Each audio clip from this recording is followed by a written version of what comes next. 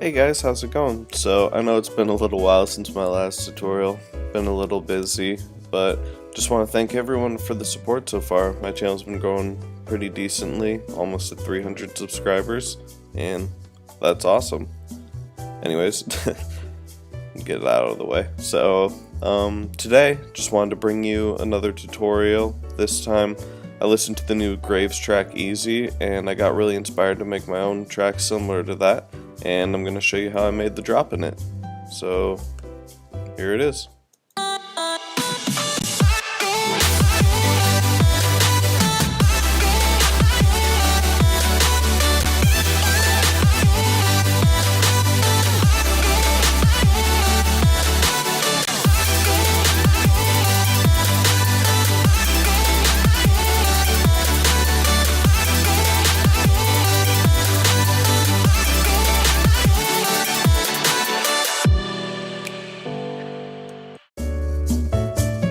Alright, so as per usual, if you've watched any of my other tutorials, we're starting with the kick and the snare, and what I have for those.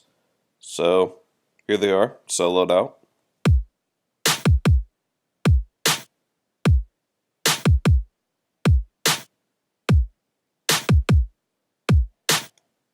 And that basically just repeats for the entire song. So I just grouped these together to make it easier on myself. I like to keep everything pretty organized, but there's nothing on the group setting, so we'll just go straight into the kick. And for this track, I noticed that Graves usually has his really meaty kicks, so I found this kick, and it's just super subby and super thick. But what I had to do was actually shorten it, because if you listen to it without the shortening on the fades, it's really long and takes up way too much room. So yeah, the sub just lasts way too long. And then all I have on it is this EQ, and I have this high pass filter just taking out anything below 30 hertz. Can't really hear any of it anyways, so that's usually what I do. And then dipping in some of the mid highs and in the highs, because I didn't want my kick to muddy up any of those frequencies. And yeah, that's it for my kick. Then I have two snares. This is the main one that you hear.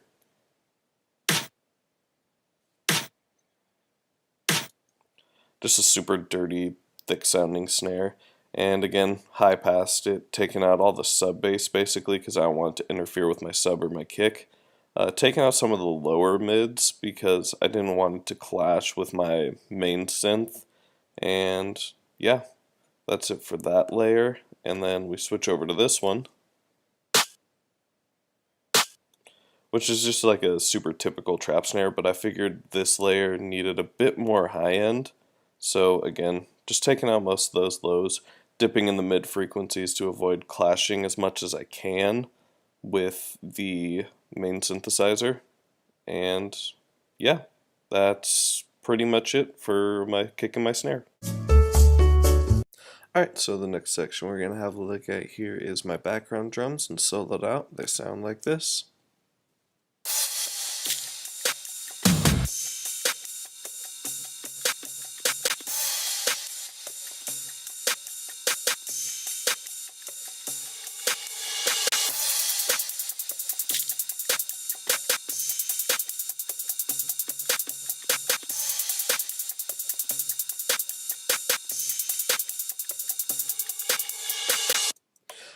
Alright, and the reason I have so many different cymbals and background drums is because I really wanted to fill up that empty space left by all the other synths and drums. If you listen to pretty much any other genre of music, there's lots of different cymbals, hi-hats going on in the background, and that's because just having your main instruments and a kick and a snare don't cut it for filling out the entire sound frequency and filling up your mix. So that's just kind of a little tip I like to give, that if you're ever wondering why your mix isn't very full sounding, add in some background drums, some crash cymbals, some hi-hats, things like that.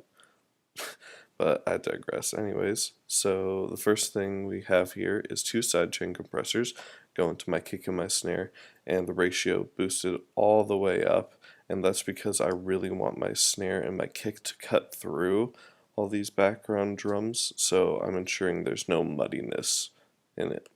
And yeah, that's it for the group. The first sound we have here is a crash cymbal, and soloed out sounds like this. And this just plays at the beginning of each half of the drop.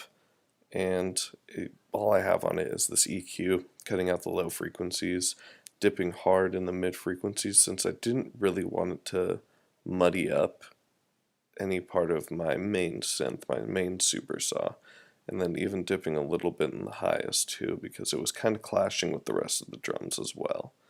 All of this was just to clean up the mix, and yeah, that's all I have on it. Next I have this ride here, soloed out. It sounds like this.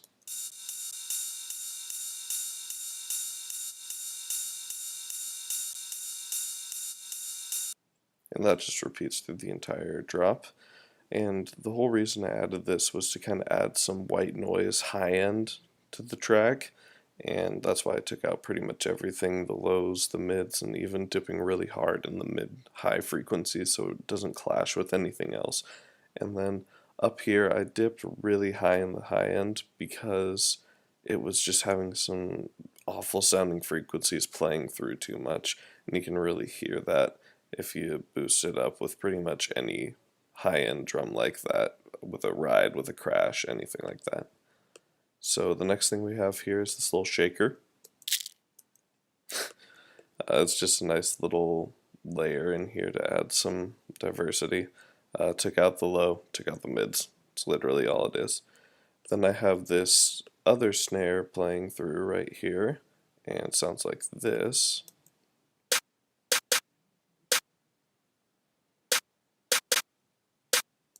I notice a lot of people that create this kind of heavy future bass genre do that a lot. They add a second snare that plays on some different offbeats, and all I did, again, was take out the low end and dip just a tiny bit in the mid frequencies.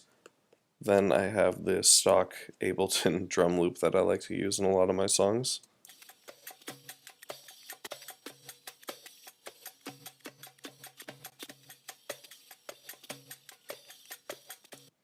You can just find it in the sample library here if you're ever looking for it. I just think it adds a nice groove to everything. And again, took out everything in the lows, dipping hard in the mids, and then leaving the high end pretty much as it is, because this was mostly just the troubling frequencies to help clean up the mix. Then I have a second crash that plays, every 2 bars, or every bar I'd say. It's just one of these typical just trap hi-hats, and again, taking out the low, taking out the mids. This is just kind of to add some more impact so the drop isn't boring throughout. And then I have another crash cymbal layer right here. And again, just taking out the lows and dipping kind of hard in the highs because I noticed that was kind of troubling frequency for this. Then I have a reverse crash to build up to the second part of the drop and to build up to the breakdown of the song. Then in the second part of, and again, EQ, taking out lows, some of the mids, nothing new. Then I have these hi-hats in the second half of the drop.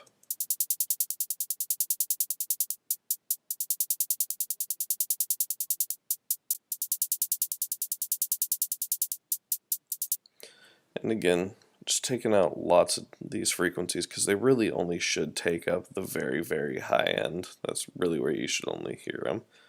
And lastly, just this random tom fill I found in the sample pack. I decided to kind of take out some of the low end, but I wanted to keep it there since there's no bass or anything going on there, and I wanted to make sure that the rhythm and the bass was still carrying through the entire drop, and then just dipping in the high end. So yeah, that's pretty much it for my background drums. Okay, so the next section we're going to have a look at here is the sub bass and the super saw, and soloed out they sound like this.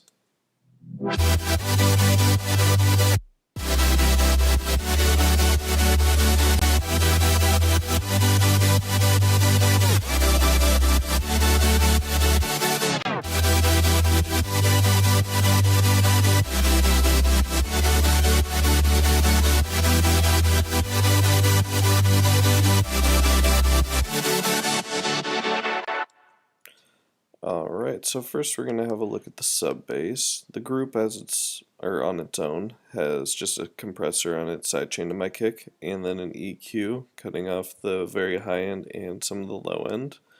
The sub itself is just a sine wave that we converted to audio. Sounds like this.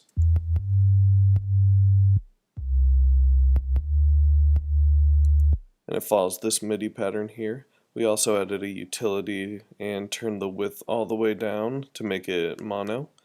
Then here is the actual MIDI for it.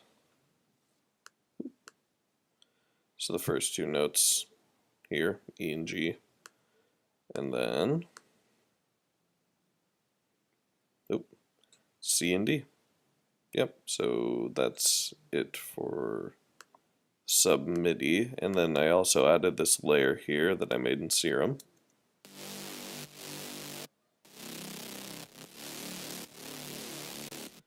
Just add some thickness to it, and literally all it is a detuned saw with some white noise on it, a hyperdimension, distortion, and multiband compression. So, yep. Oh, and this EQ, taking out the low end, dipping hard in the mid frequencies so it doesn't clash too much with the super saw. And that is it for the sub. The first sound we have here in the super saw section, though, I guess we should look at the group as a whole. First thing I have is this frequency shifter that basically adds a tape stop effect, as you can see here, every once in a while to our super saw. Then an OTT at 13%, a reverb at 15%, two side chains, one to the kick, one to the snare, an auto filter that helps bring in the super saw here at the beginning and take away at the very end. Then an EQ taking out the low and some of the very, very high, and then increasing the high just a tiny bit. Alright, now back to the Serum patch. It's this sound right here.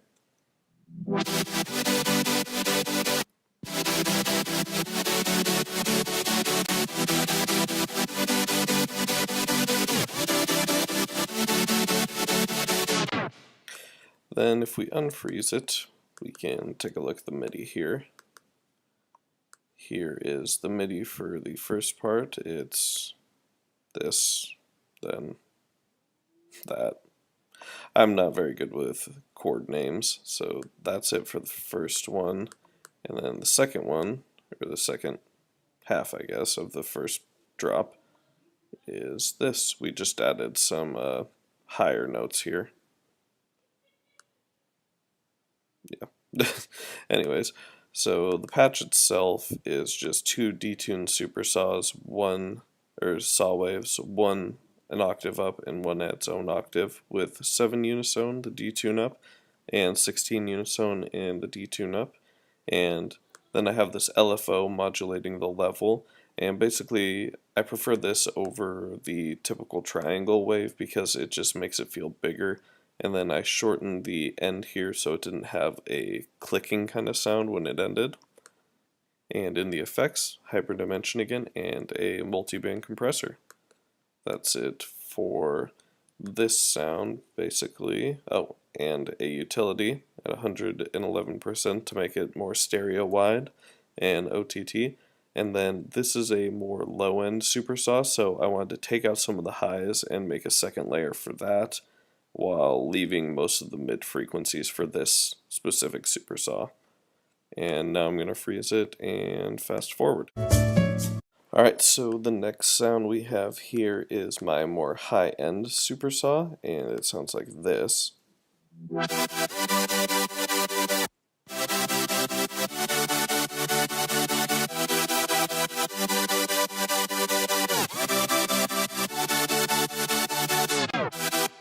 Playing the exact same MIDI, so if we unfreeze it here and look in the Serum patch, literally all I changed was turn the unison up to 16, changed it to 2 octaves up, and then don't have my multiband compressor here, and just have the hyperdimension.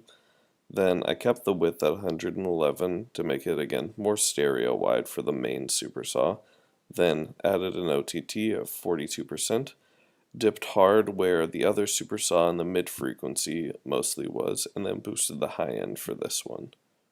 And yeah, that's it for this one. I'm going to cut again so I can freeze this. Alright, the last sound we're going to have to freeze is this super wide sound right here, and it sounds like this.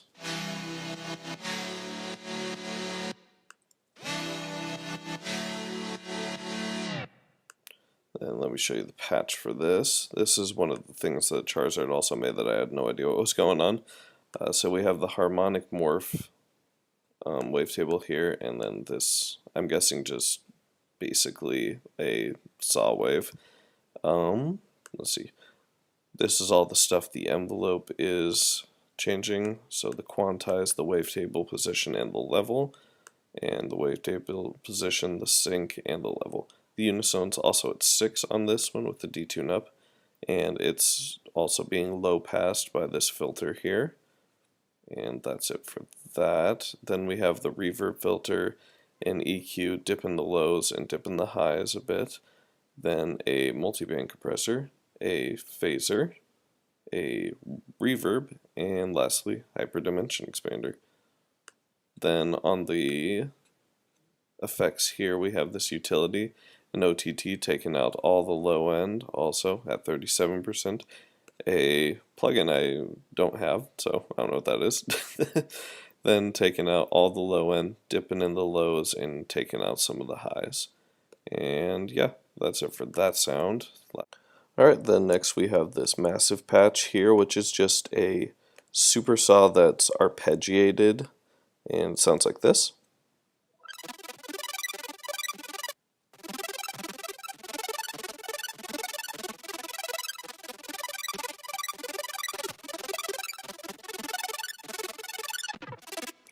If you're wondering how to do that kind of crazy arpeggiator with Ableton stock arpeggiator, all you have to do is drag it onto your MIDI,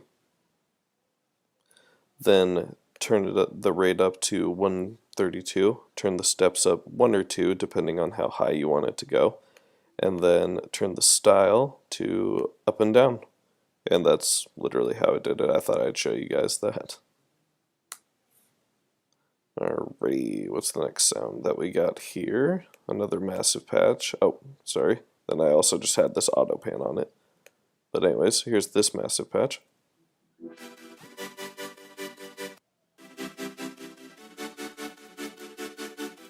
Which is just some quiet detuned saws for the background that you make in massive. Then I have these stock horns from, or horn stabs from Contact 5.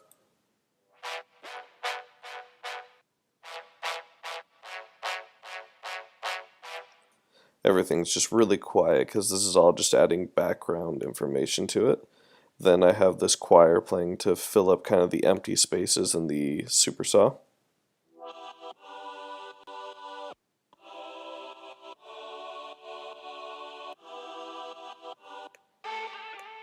Again, nothing crazy here. Then I have this massive lead. Oh, sorry. It's a layer for the sub also.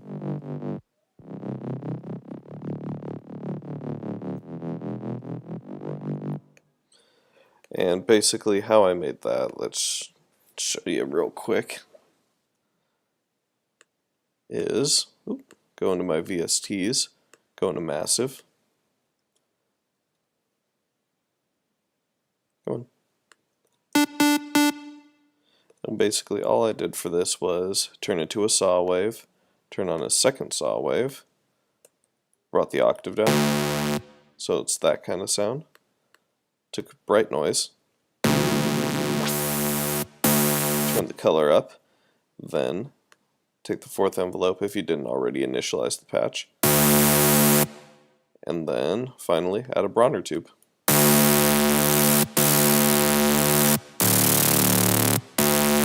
It makes the nasty distorted bass kind of sound. And yeah, that's basically how I made that. Then we have this sound here.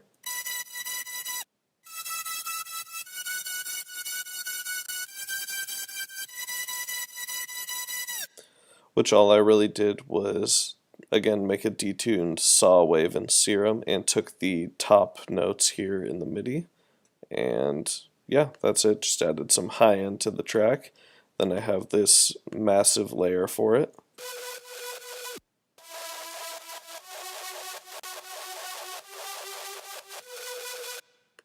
Which is one of my favorite presets that I've ever made. It just adds such a gritty layer to it. It's this dirty saw layer, and it's, as you can see, it's just two saw waves and a square wave that are detuned. I have some bright noise, the scream filter, a Bronner tube, dimension expander, then go into the voicing tab. The unisone's at 5, it's also at mono, and then the pitch cutoff is boosted up here. And that is, oh, and a sample and hold and a, what is this? A hard clipper. Yeah. So that's that preset that I make for it, and it sounds like this. Just love how that sounds. Then lastly, this Serum that is just playing a weird lead in the background.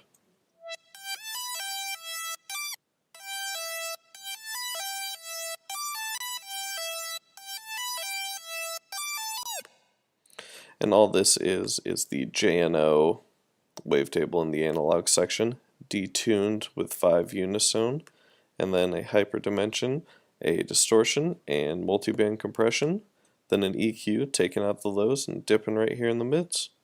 So yeah, that is pretty much it for my sub and my synth section.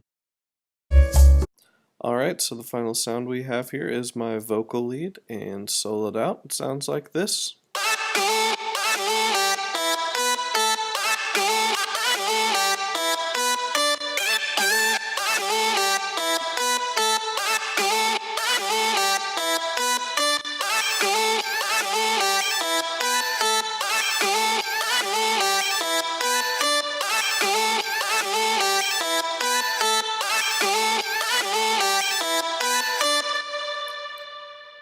Alright, so on the group here we have this saturator setting called Warm Up the Highs. If you just drop down this arrow where it says saturator, you can find it right here. Oh gosh, I have to burp. Ugh.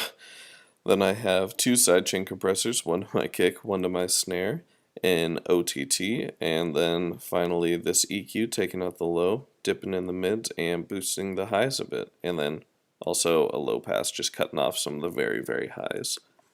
So the first and main lead we have here is this.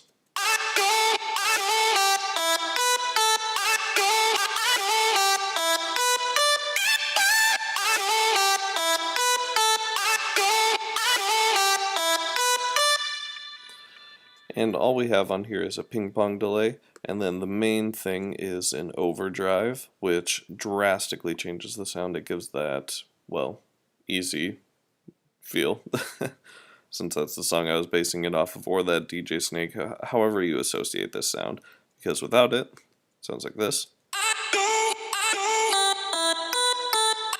And then with it, sounds just really cool. Then I have a reverb, an OTT, a compressor, because all the vocals here didn't exactly have the same amount of volume, a reverb, an auto filter for the very end of the track, and then an EQ cutting out the mid frequencies and boosting the highs. And where I got this these vocal chops from was a Candyland vocal, and then just a random vocal ad-lib thing that I had in my library. And that's it for that sound. Then in the second half of the drop, this comes in, which is just the first 2 vocal chops pitched up 12 semitones. And they are putting all these empty spaces basically to add a second layer and just a lot more depth to the track. And all there is a reverb, an OTT, a compressor again, reverb again, and then the exact same EQ. That's it basically for that. Then I took the very first vocal here and flattened it, made it its own thing, and took it down 12 semitones, and sounds like this.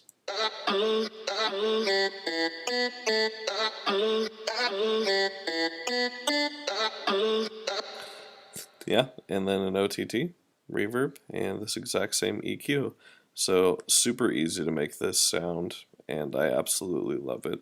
So yeah, thank you guys for tuning in. Sorry it took so long again to make this new video. And in the next one, I'm going to show you how I made the mastering for this. There's going to be a part 2 because I didn't want to make this like an hour long video. So yeah, I'll see you guys next time.